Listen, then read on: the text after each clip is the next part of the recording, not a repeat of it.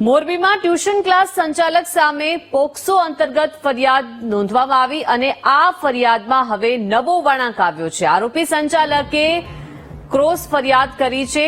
સગીરા સહિત 8 લોકો સામે ફરિયાદ કરી છે। સગીરા ટ્યુશનમાં સમયસર ન આવતી હોવાનો ફરિયાદમાં ઉલ્લેખ કરવામાં આવ્યો છે। ફરિયાદમાં સગીરાની ફી બાકી હોવાનો પણ ઉલ્લેખ કરવામાં આવ્યો છે। આરોપી સંચાલક રવિન્દ્ર ત્રિવેદીએ સગીરાને ઠપકો આપ્યાનો દાવો છે, ત્યારે સગીરાએ ગેરવાત કરતા સગીરાના સંબંધીઓએ માર માર્યાનો આરોપ છે। સમગ્ર મામલે મોરબી બી ડિવિઝન પોલીસે વધુ તપાસ હાથ ધરી છે।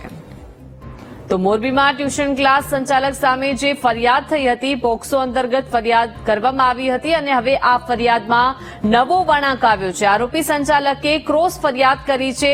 સગીરા સહિત 8 લોકો સામે ફરિયાદ કરવામાં આવી છે। સગીરા ટ્યુશનમાં સમયસર ન આવતી હોવાનો આ ફરિયાદમાં ઉલ્લેખ છે। સાથે સાથે સગીરાની ફી બાકી હોવાનો પણ ફરિયાદમાં ઉલ્લેખ કરવામાં આવ્યો છે। આરોપી સંચાલક રવિન્દ્ર ત્રિવેદીએ સગીરાને ઠપકો આપ્યો હોવાનો પણ દાવો છે।